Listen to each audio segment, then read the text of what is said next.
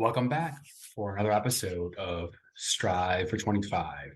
Joel Farrell here, and looking forward to share with you our guest today. Welcome back for another episode of Strive for 25. Joel Farrell here, and looking forward to today's guest.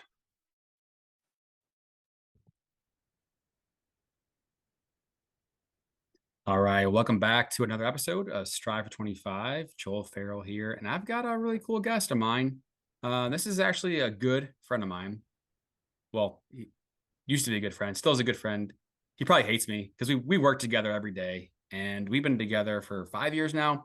Mike Swaleh, and we've known each other since 2007, back at our Citibank days. But Mike, why don't you tell the listeners a little bit about yourself and who you are? Thank you, Joel. Appreciate the opportunity to be on the show today. I've been a long-time listener, first-time caller. Yeah, man. So I met you in 2007 after 4 years at Santa Clara University, a year at Wells Fargo, a year at Citibank in a bank branch, and then a former love interest of mine drugged me to this random place called St. Louis that I had only heard about in my horror fiction books. But it worked out. Met you, ended up doing decent in my career at Citibank where we met, and you and I became business partners in 2016. So it's actually been six and a half years now. That's right. We're not getting any younger, brother. I know. It's hitting hard. Remember when we were going to retire by 40? I mean, we still got a chance. We got 6 months. We got a few months. Who knows? Who knows? I got 6 months. You got 7 months. So I guess 7 months. Okay, I got plenty of time. Yeah, I mean, I really wanted to have you on for a couple of reasons. Mortgage, like literally, we're dealing with people's finances every single day, right? Mm-hmm. The good, the bad, the ugly. We started our careers, talking to financial advisors and some high net worth clients, and I was 23, coming out of college, getting this job, and I didn't know what a mortgage was, but Citibank had a great training program, and you learn fast. And so when it comes to money and building wealth, I never really had a mentor. You and I kind of going through our ranks and learning and whatever, we kind of piggybacked off our ideas. Mm-hmm. But I know the student loan topic is something that's very power charged right now in this current environment. But we were just talking about this, recently. What are your thoughts on student loans? And you mentioned one of the greatest successes in your life that you now regret. Tell us that story real quick. Yeah, it's almost a tale of how complicated the human condition can be, because really one of the best, coolest things that I've ever done, one of my greatest accomplishments, if you will, ended up being one of the worst mistakes that I've ever made. And it's somewhat controversial when I talk to people about this, but it's my experience, and I use it as a vehicle to teach other people the different avenues. And so I graduated Santa Clara University with my undergrad. I went back and got my master's in 2008. So by the time I was done with my MBA in 2008, I had accumulated $120,000 in principal debt of my student loans, not including the interest payments that I was making at the time. And so I hate debt, which is funny because now here we are helping people leverage using debt. But at the time, I mean, in my fantasy football league, I'm the first guy to pay. I just hate owing people money. Like, that's just, you can ask, if any of my commissioners are out there, they can attest to it. Like, I just hate owing people money. And so I set a goal that by the 10-year anniversary of my graduation from college, I was going to have that student loan debt paid off. And for 10 years after college, I got pretty creative with it, which I don't know how deep in the details you want to get, but I paid that crap off in 10 years, $120,000 in 10 years, $120,000 plus interest that was accruing along the way in after-tax disposable income over a 10-year period went towards paying off those student loans. And we celebrated. I don't know, you were there, I think. Yeah, you were talking about it for a long time back in the day. Yeah. I had a big chunk left at that 10-year anniversary, and I wrote the check out of my savings. I paid it off. I did it like literally on the day.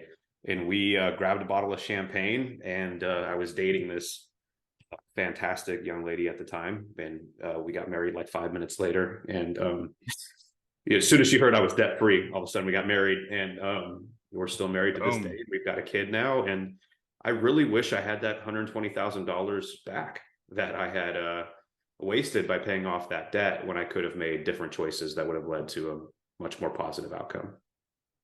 What would be an example?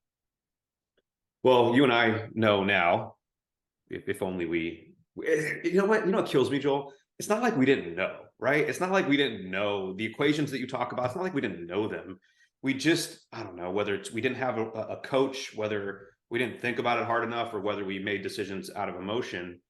$120,000 in, what year was this? This would have been 2015 at the time, could have been 4 $30,000 down payments on $150,000 homes, right? Am I doing that math right? So 4 times 30, 120, that could have been 20% down payments on $150,000 houses. I could have bought 4 of them. I could have bought $600,000 worth of real estate. Well, I have several homes that I bought for $150,000 a couple years after that. Once I got wiser, right? I got out of debt, and then I started accumulating assets. And my argument is I should have just accumulated the assets. Because I found that roughly, using rough math, I could rent those houses out for about $1,500, and my mortgage payment would be about $1,000, including taxes and insurance and everything. And for each of those properties, I could have made $500 a month in cash flow. Now, my payments for the student loans were only $700. So I could have made $2,000 in cash flow, super amortized the student loans based off of that cash flow, right? Or enjoyed the extra $1,300 in cash flow after making the student loan payments, because they were amortizing the loan over 20 years. And at this point, $600,000 in real estate in 2015 would be probably worth about $1.5 million right now. And if I wanted to, I could have sold one of those houses now and paid off the entire student loans with just the profit, just the appreciation on one of those houses. And every time I tell this story, I get sick all over again. Like the difference isn't cute or small or borderline. I mean, we're talking about a gigantic difference in my net wealth at this point if I had done asset acquisition instead of worrying about paying off the debt at the time. Okay. Does that make sense? I definitely hear what you're saying. So if I'm an average listener here and I don't have my spreadsheet open to do some calculations here, how much extra were you paying each month on top of principal for the student loans? That's one part of the equation. How much extra are you paying on student loans? And then walk me through just one purchase. So in 2015 or 13 or whatever, any of those years, you just said, I'm going to go buy $150,000. And you're talking like straight up buy an investment property, put 20% down, right? Yeah. Simple stuff. Okay. So walk me through the student loan payment, and then walk me through the investment property process. And it's just some basic numbers on just one property by itself.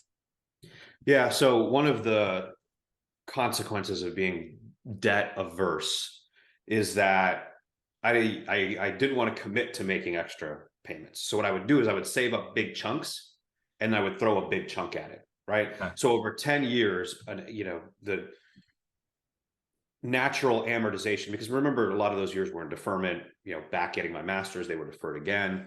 So I wasn't making amortizing payments the entire time. So let's say that the natural amortization over that 10-year period would have been like 20 to 30,000, right? So that means I really made roughly $100,000 in extra payments over 10 years, which is about $10,000 a year. And that's really more how it worked for me. Like when I got to a point where I had enough savings at the time, and I had an extra $10,000 that I didn't know what to do with, instead of waiting for another $10,000 to come in. And then, because you and I have always been in sales, and so we've always been in that position where we have the ability to affect our income by working harder or working smarter or getting better at what we do. And that's what was happening during those years. And so I never thought like $30,000 was such an insurmountable figure to me back then that like by the time 3 years went by and I was able to throw $30,000 in extra principal, if I had just waited and saved it up and continued to make the minimum payments, that was the problem, right? I couldn't see the forest. I was just looking at the tree, and that tree was that debt and that cash that I had to be able to apply. So I didn't like pay $1,500 a month or $2,000 a month or anything like that. I'd saved up big chunks and I threw it at it. Okay. I sold a car and I threw it at it. Okay. Right. Like that kind of stuff. So before you dig into like the numbers of like one property, you know, everybody has their own, you know, fears or struggles or anxieties or whatever. And for our personal job working in the mortgage industry, like we're in sales. So, you know, you don't always know how much, you know, revenue or income you're gonna be making a month from now, 6 months from now. So Hard to budget. it's hard to budget, you know, your lifestyle. So, you know, the debt averse piece of it, there's a lot of people that have that same type of mindset for whatever reason, many different reasons. But that's a little extra background of that. But anything else you want to add about that mindset? Like in the moment, you know, you're saying debt averse, you want to get rid of it. How would you have gotten to the point where you would have made a different decision At the time, at that time? Yeah. yeah, I think really one of the things that you talk about is focus. You know, when you look at the savings equation, debt aversion, I feel like causes you to hyper focus on the expenses, right? For the savings equation, and you don't really realize the ability that you have to affect your income. And so I think that's what it would have taken. It would have taken somebody grabbing me by the shoulders and said, you know, debt aversion is an emotional situation. It is not a financial tool, right? Debt leverage is a financial tool. Debt aversion is a feeling. It's an emotion. And emotions don't make you money unless you're selling a product that deals with people's emotions. And if somebody had said, be brave, focus on the income side. One of the ways that you can focus on the income side is acquiring assets. So if you want to be free from the debt, acquire assets. And again, it's not like I didn't know that, right? I read Rich Dad Poor Dad when I was 16, right? And he talks about that in that book. So it's not like I didn't know it. It was just, you know, call it fear, call it doubt, call it what you want. It got in the way. Okay. So the actual purchase 150, and you're talking a single family houses, right? Like an actual Oh yeah. home in a certain area. So walk us I'm through talking what about that like would look like. the minimum. I'm talking about like the base level, easiest investment without overcomplicating it for my, you know, 7-year younger brain. Okay. So walk us through the numbers on that. So in 2017, Amanda and I, you know, having saved up some cash again after paying off a bunch of her debt too, by the way, so it wasn't just that one mistake. We bought a house in Fenton, Missouri, 63026, and we paid $150,000 for that house. Very simple math. We put 20% down. That was 30,000. We had some money in closing costs that we had to bring. So, you know, let's say out of pocket. And one of the things that I always do when I buy rental properties is you're able to get 2% back from the seller. And I pretty much, that's standard negotiating practice for me because I have such limited cash supply at all times for some reason. But, you know, so really it's about 35,000 out of pocket. And the payment depends on the other interest rate is going to factor in that, and interest rates have gone up and down over the years. But I think, again, for simple math, some of my payments were $940 a month. Some of them were $1,010 a month, depending on the tax rate as well, because I included all of that. So just simple cash flow.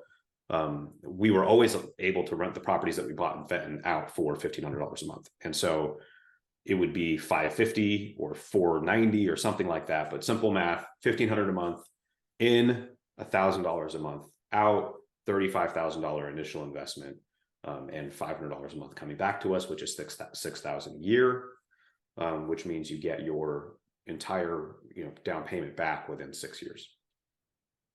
Okay, get your entire down payment back in 6 years. Okay, so the cash flow is there in these examples, and then you get a mortgage. your renters are paying the mortgage payment for you essentially when all said and done. And part of your mortgage payment has principal and interest tied in. So you're paying down your principal. And obviously we know at this point in time, values have gone up quite a bit since 15, 16, 17, et cetera. You I think that's know, an important point. Cash flow and profit are different, right? That's just cash flow. So what's happened in the last 7 years? Well, we still have one of those properties. We still have two of those properties, but my son is living in one of them, and that's killing my cash flow. But those properties rent for $16.50 now. So one of the things that we forget, and one of the reasons I love real estate so much, is that not only is appreciation happening, right? So that's one way you make money.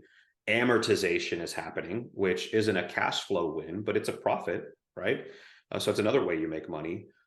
My tax returns look better because I have that depreciation. So that's another way that I save money, and saving money is making money. And then you have, what am I forgetting besides that? Depreciation, amortization, appreciation, and then cash flow, right? So the cash flow is money coming into my account. And I'm making more than that because of the amortization piece. so while we've been talking here, I pulled up MBS Highway, Mike, one of your favorite tools, and pulled up the rental thing here. Let's see if I can share my screen. So people on YouTube are going to be able to see this. People on audio may not, but we'll do our best to explain it clearly. So, Mike, can you see this? Mm-hmm. So what I did is I just put in some basic details. A purchase price of 150. Let's see. Ooh, renting it for, I didn't do that, $1,500. So the cash flow part of it, you already mentioned that. What was the cash flow number again that you gave us? What was that number? I targeted $500 a month. I needed to be able to make $500 a month. Where I got that guideline, I don't know. I'm OCD, so I like round numbers. So I liked knowing my payment was going to be about 1,000. I needed to get at least 1,500 a month in rent, and that gave me 500 a month clean cash flow. So when you were doing your analysis up front and looking for a property to put an offer on, you kind of were backing into that $500 number. Yeah. Okay. So this analysis basically is showing, hey, you buy it for 150 and you put down 20%, which is what, 30, is it 30,000? Mm-hmm. Is that what you said? 30,000. So this says 4% appreciation of the house over 10 years would get you to 225. So that's a $75,000 appreciation in the value. Mm-hmm. That's forward looking though. We have the benefit of hindsight for my scenario, and we know that those $150,000 properties are already worth over 225, and we're only 7 years later, right? So appreciation has outpaced the forecast in previous, but that's obvious at this point to people, I think. Okay, no, that's good. It's good to know. And then the original amount was 120, and based on some just random numbers we picked, their average, your balance would have been down into the 100,000 range, after I think 10 years. Mm-hmm. So altogether, you're tracking, $90,000 to $100,000 of just straight up equity capture. Mm-hmm. So that's not even including the cash flow. That's just not equity, right? So I mean, talking about just passive income, in this channel, we're talking about generational wealth, right? So generational wealth, building a lifestyle where your passive income, when you wake up every single day, working for you 24/7, 365 days a year, your passive income at some point can replace your working job income and support your lifestyle. So if you had 4 of these that you accumulated over a few years, right? That's times that by 4, you're talking just straight up equity of $400,000, give or take. Yeah. Whatnot. So, putting $30,000 in times 4 is 120, and then literally tripling or quadrupling your dollars in 10 years, 7 to 10 years. But I didn't do that. I wasted that opportunity by focusing too heavily on paying off debt to lower the expense side of that equation. Okay. So obviously we don't know what the markets are going to do going forward, but we're in very turbulent times and things are changing fast with rates and markets and whatever. But I think the shortage of inventory is still holding prices up quite a bit. So I think going forward, that 4% is probably, seems like it's going to be a good number going forward. So Yeah. the fear aspect, rewinding the clock, nobody can rewind the clock. 20, it's always, hindsight's always 2020. Mhm. So, but that fear, that debt aversion is, the root of this, right? I mean, having an advisor, having somebody that you can, a mentor that you can bounce ideas off of, and it's somebody that's good, but it's something that we never had, right? So what could we have done differently? Could we have done anything differently back then? Absolutely. We could have found mentors, right? It's not like mentors weren't invented in 2018. We could have sought that out harder. We could have focused on it more. We could have, you and I are in a lot of groups. You've got this podcast. We follow other podcasts. We could have done that back then. So, crap, dude. Anybody listening to this podcast is already ahead of where we were back then. Cool, cool. Okay, so we're talking about debt. We're talking about investing. Um, you know, like when someone decides to make an investment or decides to go down a path, right? I mean, it's not just a one-time decision. It's not, you're making decisions every single day that Mhm. compound and help you work towards your goal. There's this quantum leap, idea that we have of success. This is not a reality. It takes, dedication every single day towards, working towards your goal. Um, when we're talking about information, right? Like there's so much information out there. How do we know what's valuable, what's not? How do we know what to work on, what not to work on? All the distractions, right? There's just constantly, the scroll mentality. So with that being said, and you're also in Fairway Night coaching, right? So helping people get from where they are today to whatever goal that they have decided they want to get to. What are some of the things that the principles that you've used, with some of your coaching clients that help people, reach their goals and succeed? Because all this stuff kind of works together. Hey, I want to be able to get generational. I want to build a portfolio. Well, it's all about changing behaviors and doing things over a period of time. So talk about your coaching background a little bit, and what are the things that have worked well with some of your clients? Yeah. So in thinking about answering that question, and I actually have to call myself out and kind of correct something that I said a little bit earlier, but I'll kind of get to that. So what do you want? Right? What do you want? Because you're right. There's a lot of different information out there. There's a lot of sources of information. There's a lot of different ways to do things. So the question that you begin with is, well, what are you going for? What do you want? Right? If what you want is passive income, if what you want is to create generational wealth that you can, that is not only passive, but can be passed on, then you are going to make a certain set of decisions. And you need to then find who your mentors are that are helping people along that path, not a different path that you're not choosing, but when you choose your path, you focus the information that you're bringing in to that path, right? And so when I look back at the student loan scenario, that was a big mistake for me. And I mentioned that it's a big mistake, but it may not be a big mistake for somebody else who's not looking for what I'm looking for. I knew that what I wanted was to be financially independent and have passive income that exceeds my monthly obligations, right? That's what I know I wanted. I knew I wanted it then, and I know I want it now. And I made decisions that were imperfect for that scenario, right? They weren't bad. I mean, paying off 120,000 student loan is not bad. It was just the wrong choice for me. And I didn't have anybody that I was listening to helping me make decisions down the path that I had chosen. I was just sort of winging it. And so the things that I talk to my coaching clients about is really when you're coaching somebody, you talk a lot less than you listen, and you ask good questions. And so my first question is, well, what do you want? And who is it that can help you down that path? And what are the things that you know you need to do? What are the things that you are not sure of? Who can we go to help find answers to do those things that you're not sure of yet, right? And that's what I feel like works.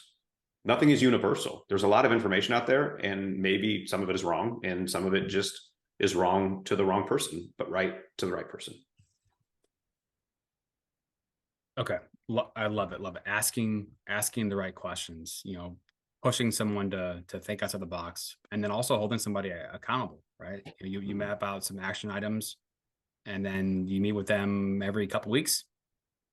Yeah. And, this is debatable, but I think I'm beginning to subscribe to the argument that you can't hold somebody accountable. All you can do is create the space for them to hold themselves accountable. But it doesn't matter, how many times I pester somebody or ask, or how many different ways that I ask, did you do your homework? All I need to do is create the environment where they know they're going to be asked if they did their homework, and it's up to them to do their homework, right? So that it's a small nuance, but yeah, I think one of the biggest values of coaching, I could just sit there on camera and not say anything, and there's value in coaching because they're showing up at a given time, that we're creating space, we're creating a vacuum, a noise vacuum, for them to focus on what they said they wanted to focus on. And if that's all that was provided, it would still be worth every dollar that we pay for coaching. Okay. I get what you're saying, but if I don't know anything about coaching, and I'm currently also in coaching, can you explain more? How can sitting there, showing up, and just being there, how can that be beneficial to somebody? So if you're, I hate this word, but if you're busy, if you have a lot of priorities, if you have a lot of competing priorities, if you have a lot of stuff to do, if you have social media and all the distractions there's value in simply creating a distraction free environment to give yourself both the space and the permission to focus on the things that you need to focus on. Because if you don't have that space, first of all, you can create it for yourself. You don't necessarily need coaching to create that space. But if you have coaching, it's a set space on your calendar that you have to show up. And we know we're going to focus on the things that I need to focus on. And it gives me permission not to worry about who's texting me. It gives me permission to not take the phone call. It gives me permission to not go, scroll Facebook, or, I can hear my kid whining in the other room right now. It gives, if we weren't doing this, I would have probably scooted in there and picked him up, because I love holding him, but it gives me permission to focus on what we're here to focus on. And sometimes just doing that as step one provides the difference between doing it and not doing it, accomplishing it or not accomplishing it. Okay. So we're about 10 minutes here, right? I wonder if I can fit this in here. So if you were asking yourself questions to your former self in 20, pick a year, 13, 15, whatever the year was, how would you approach that type of question to yourself? If you're the coach, probing and asking questions to your former self. Yeah, it's hard because knowing what I know now, it's the exact question that you're just least equipped to answer at that age, which is exactly, what do you want out of life? What is your goal? What's your ideal, state? What are you trying to achieve? Right? That's number one. And, in business consulting, business coaching, we define the targets a little more clearly, right? So we talk about, what's your 10-year goal? Okay, so if that's your 10-year goal, what do you need to accomplish in the next 3 years? Let's plan for that to make sure we're on path for our 10-year goal. Okay, well, if that's what we need to do in 3 years, what's the 1-year target? And walking through that sequence is what I would do to myself at that time. So your 5-year target, 3-year target, 10-year target, pick one of those numbers. 7 years ago, what would that target have been versus what it is today? Well, having children complicates things, but I think, before we had kids, that 10-year target would be to be financially independent and be able to do a lot of traveling. And I know it's cliche, but you know me, and food and travel is my heaven, right? And having a partner like my wife to do that with, that's even more heaven. And so that's absolutely what I wanted. Now we have a 2-year-old. So traveling with a 2-year-old is a different experience, as you well know. So I don't know that the end goal is any different. It's just the timeline is changed. because now there's some intermediate priorities, right? I have a limited window of opportunity to enjoy my son while he still wants something to do with me.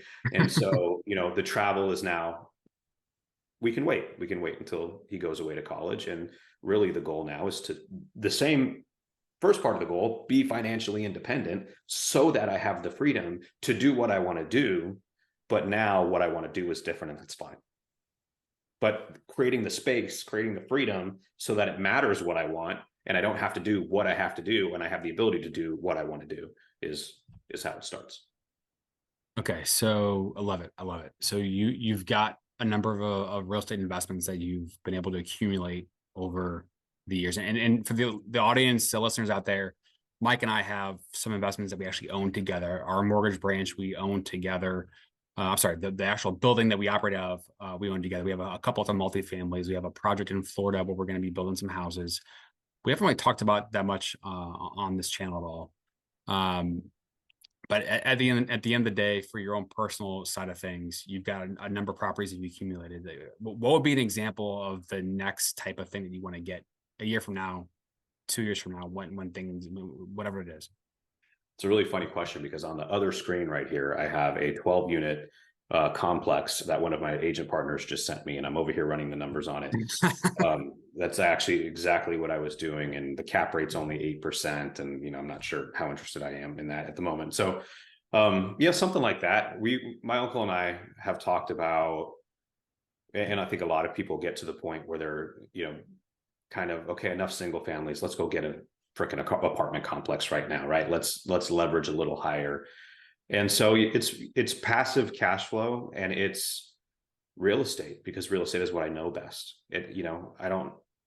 I could argue that real estate is an inherently better investment than some other investments, but that doesn't really matter. It's what I know the best. So it's where I'm going to be the most successful. So yeah, it's those same type of investments, just a little higher leverage, a little higher return. Cool. So,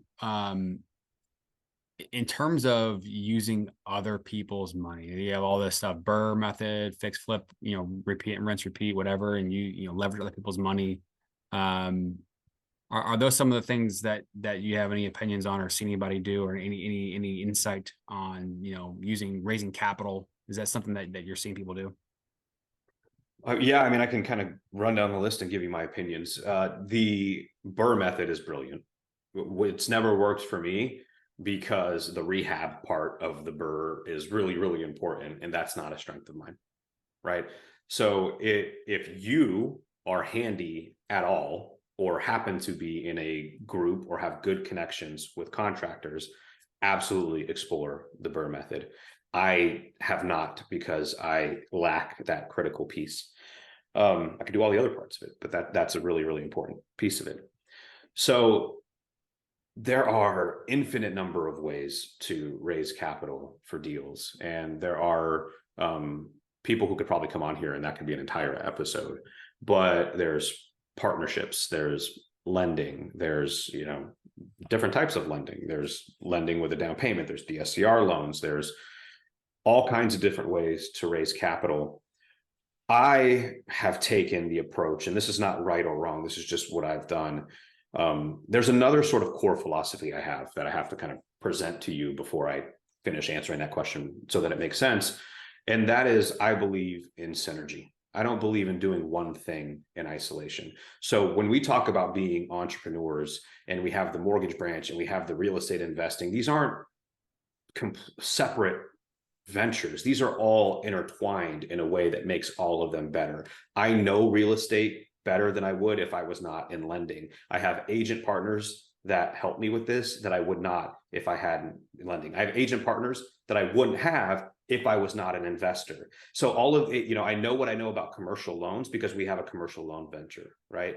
The building of homes in Florida helps the mortgage branch. It helps my agent partners. These are all things that are synergistically pushing me forward at a higher rate than separating my brain into completely different compartments and trying to run different things together. My coaching clients, I'm coaching them on what I do every day. I'm getting referrals from my coaching clients. It's all synergistic. It's all intertwined. And I don't know where I was going with that originally, but that's a really core philosophy of mine. And you and I have talked about that when you're like, hey, Mike, should I do this? And my answer to you is yes, as long as when you're there, you also do this and this, and it helps you in 3 ways, not just 1 way, right? 100%, 100%. If last thing here, we're going to be running out of time here. Rates have gone up so fast. We're talking rates going from the 3s in December to the 7s, and here we are in late October. I mean, we haven't seen that type of rate increase in terms of speed since the early 80s, and values are gone up the last couple of years. We know why, and they're holding steady-ish at this point. If I'm an investor and I'm debating what I should do or not do, what are you personally seeing some of the investor friends in that how are they looking at this market right now? Well, we have to go back to that age-old question of what do you want, right? So the long-term outlook of real estate has not changed and probably will not change. If you buy real estate, it is, in my opinion, always going to be a good long-term investment. And so some of the smartest people I know are consistent dollar cost averagers when it comes to real estate. You buy in good markets, you buy in bad markets, and you find out that most of the markets were actually good. And over time, real estate, the chart only goes 1 way, long term. On its way up, there are ebbs and flows and dips and spikes. And if we're sitting here trying to figure out which one we're in and what's coming next, there's some value to that. But there's also some value in just accumulating long term, right? And not worrying about trying to guess what happens next. Because I say this from experience, because one of the reasons I didn't invest heavier in 2015 through 2017 is I thought we were approaching the peak of a real estate market, right? And I tricked myself into losing money. And so if I had just continued to buy those darn $150,000 rentals in Fenton, I'd have 10 or 15 by now. But I tricked myself into not doing it. And you know what? If those homes crashed 30%, which they're not, but if they did, I would still be up 70%. That's how long this run has been. And that's the next, there'll be another run, and consistency, I think, wins out. So that's what I'm seeing smart investors do, continuing to find deals in any market. I think we're in a period where it's actually going to be easier to find deals because there's so much fear and uncertainty in the market. Yeah, I'm definitely seeing the same thing here. So I know we've got a hard stop here. We'll have to come back on and dig deeper on a few more things for down the road. But thank you, Michael. I feel like that was a potpourri. Like we hit a lot of stuff. Yeah, we did. And we'll be able to dig deeper next time. But yeah, thanks again for making time out of your very, very, very busy day. And No problem. we'll talk soon. All right, buddy.